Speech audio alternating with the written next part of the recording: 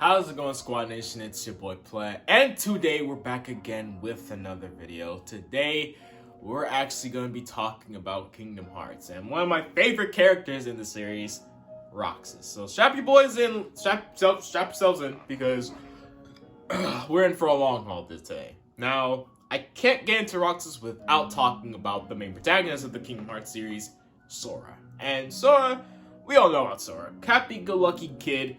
Basically was just hanging out with his friends on his island until eventually the dread Heartless attacked. And the Heartless, along with the man pulling the strings behind the curtains, Ansem, pretty much caused a friction between both Sora, Riku, and Kairi being in the middle of this, basically.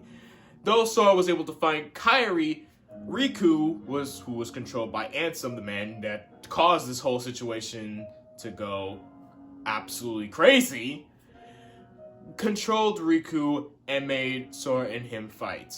And during the events of Link in Kingdom Hearts 1, Sora was able to save Kairi, but at the cost of his own life, which is made him basically split himself into two entities.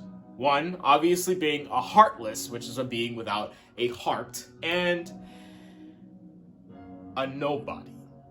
And this is pretty much where Roxas is pretty much born. After the events of Kingdom Hearts 1, Sora eventually retained his body thanks to the help of Kairi. Roxas was pretty much left to the wayside, basically.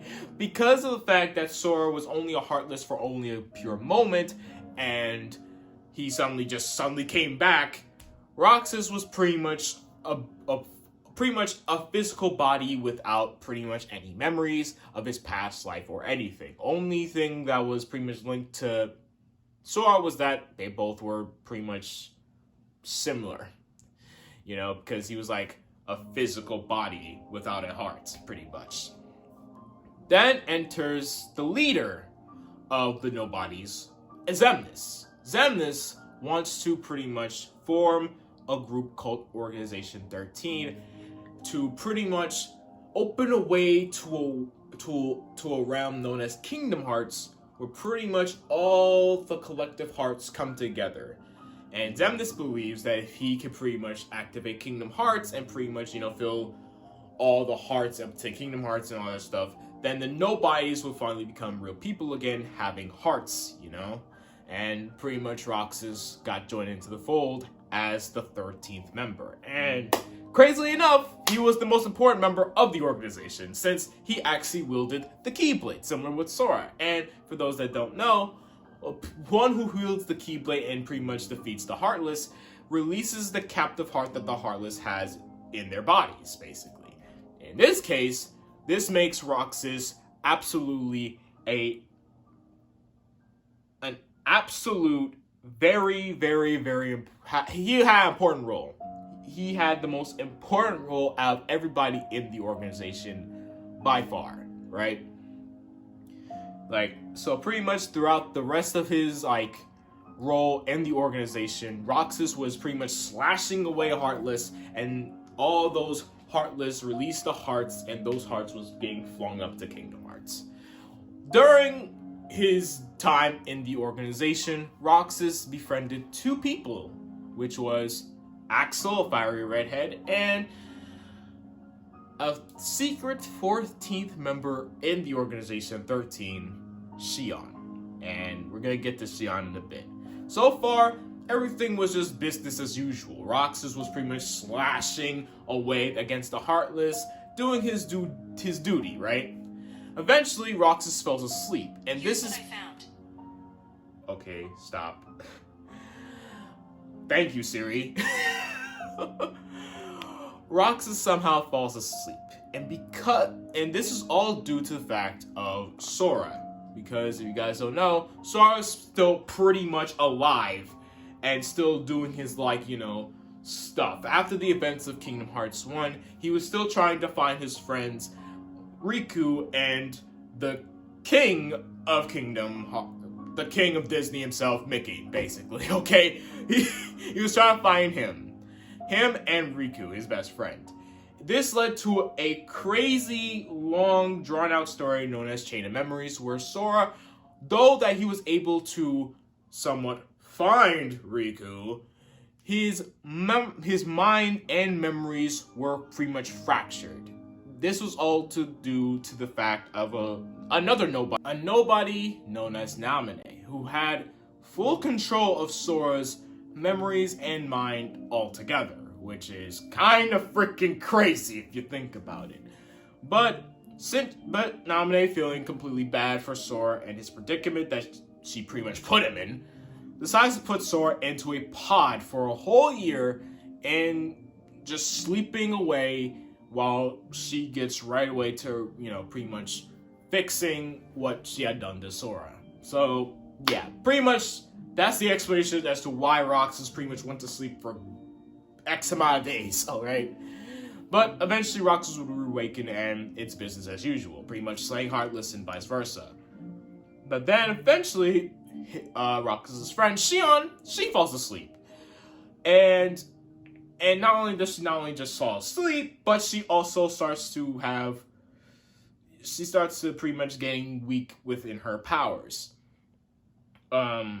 Because for Xion, she too also wields the Keyblade.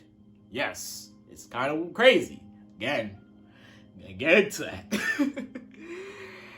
Xion and Roxas both pretty much help each other out. Eventually, Xion does get, pretty much gets to, use the Keyblade now and all that stuff. But she now questions her own existence. This leads her to the one place that was pretty much her birthplace, which is Castle Oblivion. The place where Sora is still pretty much reconstructing. In there, she stumbles upon the archives and realizes the full truth and answers that she wanted to hear, but it's sad at the exact same time. One, Xion and Roxas are both pretty much linked to Sora in some way, shape, and form. Roxas, obviously, because he is Sora's nobody. But for Xion is not traditionally a nobody. She was actually no one's nobody that came from somebody. She pretty much is a vessel housing Sora's memories. Sora's strongest memories of a person, which is Sora's friend, Kairi's. Hence why she looks like Kairi. This is all thanks to a sad scientist known as Vexen. While Sora was venturing into Castle Oblivion and stuff like that, Vexen was pretty much grabbing all of the memories that Sora was losing, and all those memories relating to Kairi pretty much formed Xion. And that's not the worst of it. The worst of it is that not only is Xion just memories made into form, but she is pretty much a threat to Roxas' existence, and pretty much to Sora's. We'll get into that when we get into that. But to Roxas, she's pretty much sapping all of Roxas' energy and power, hence why Roxas is starting to feel weak and, not very composed, pretty much. This leads Xion to pretty much stray away from the organization for a bit and try to run away. Eventually, she even reaches out to Namine, who was still pretty much fixing, Sora at this point. And Xion gives pretty much Xion the bad news. Even if she pretty much, helps Sora reawaken, because this is also another bad prop. This is another thing that is a big pill to swallow. Since Xion and Roxas will get into him, but for Xion's case, her existence as well as Roxas is they're two sentient beings that is pretty much keeping Sora in the year-long sleep. And because of this, Sora cannot fully reawaken. This means that Xion and Roxas both have to disappear completely. Xion is all on board with it, but Roxas, who has At this point, Roxas does not know anything about what's going on. Like, he is out of the loop for sure. He does not understand the severity of the situation until later on. And by that point, he is absolutely fucking pissed. Okay. Xion is well on her way and trying to help Sora reawaken, but Axel pretty much steps in and tries to, capture her. Eventually, Xion does get captured and pretty much brought to Xemnas. Roxas, seemingly had enough of the secrets, the lies, and the deceit, decides to leave the organization for good, even battling Saïx, and Saïx gets his ass beat. For those that don't know Saïx, he's actually the Xemnas right-hand man, basically. So anyways, Roxas leaves the organization for good, but not without, with pretty much most of the nobodies trying to freaking bring him back.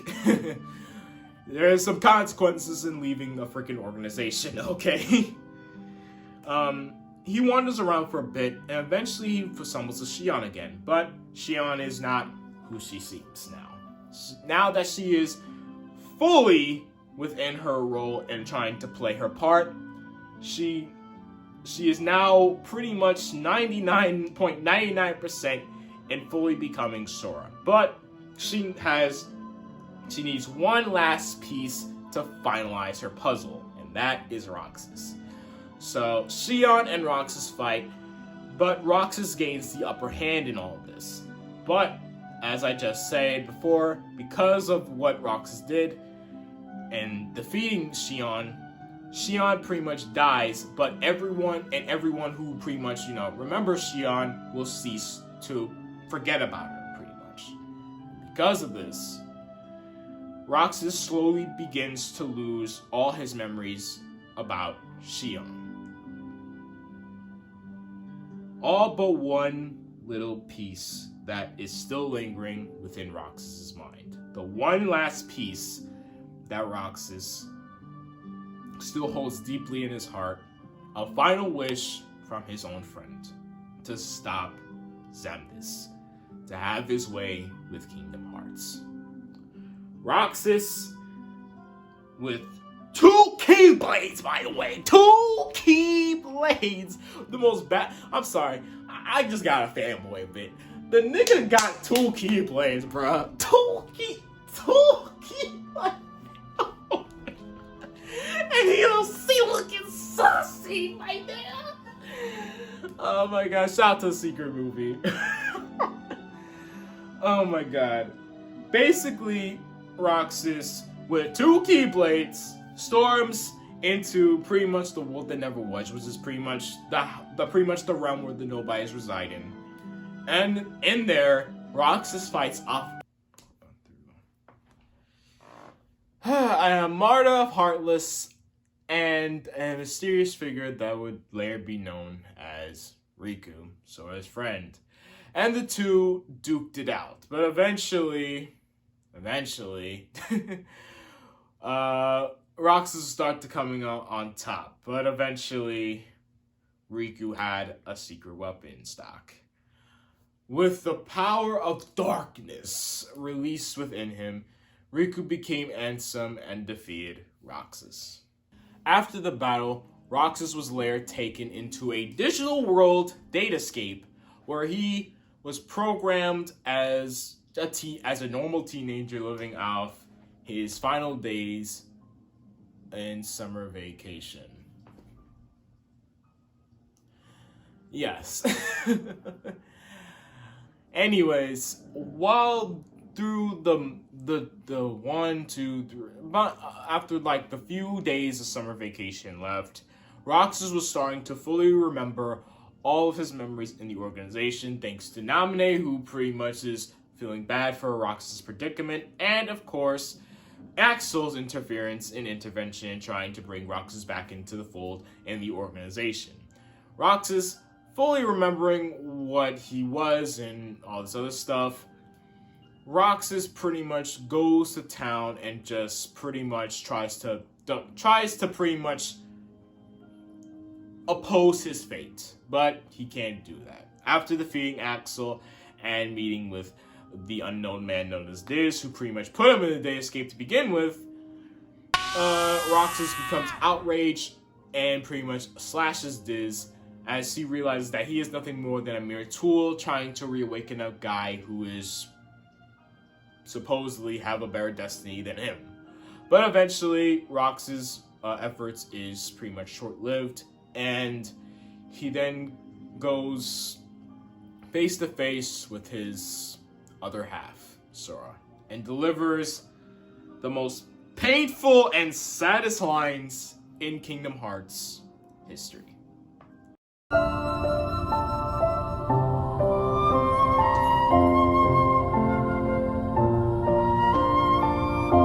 You're lucky. Looks like my summer vacation is over. Roxas becomes one with Sora, though not fully, as Roxas still has doubts, anger, and resentment towards Sora. He questions why Sora? Why is Sora chosen? Why is all of this all about Sora? Roxas pretty much just questioned everything about Sora's existence and why is Sora so freaking important. Eventually, Roxas has enough, and after seeing Axel's death at the hands of the Nobodies, after Axel betrays the organization to help Sora defeat the Organization 13, Roxas has enough and decides to fight Sora in their hearts, or in this case, Sora's heart, and in doing so, the two have a fight. Sora, confused about the whole altercation, is pretty much on the defensive, while Roxas is absolutely stricken with anger. This man is relentless. He is brutal. He is savagery at its finest. He is just wailing on Sora. And looked to be that Roxas was about to gain the upper hand in the fight. But sadly, Sora proves to Roxas exactly why he is Sora. Why he is destined to pretty much pave the way for the light. Something like that. Something like that, okay? Roxas, though still has some resentment, decides to calm himself and to let his anger subside, and decides to truly, fully become one with Sora. And finally, the two finally become one. After the events of Kingdom Hearts 2, which I just stated, pretty much Roxas pretty much just looks inside Sora and just watches his journey unfold. Eventually, Roxas and Sora do meet a second time. This time, just a cordially talk, not the I'm about to batter you with my 2 freaking keyblades in hand type battle, okay? And the two have a heart-to-heart moment, and Roxas pretty much just comes to terms with himself and just realizes that Sora is the one that has to do it all by his own self. Sora wants to tell Roxas that, you're your own person. We're not the same. You have every right to be your own, being.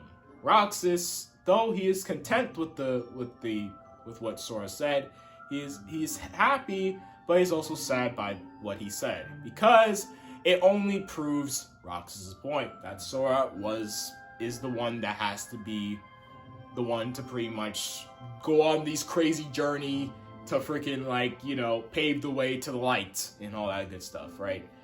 And in a way, after Roxas fades back into Sora, Roxas gives Sora his memories. Everything that's happened to him, everything that began with him from his, emergence to his journey in the organization, him betraying the organization, him pretty much fighting with Axel, all this stuff, to him rejoining with Sora again.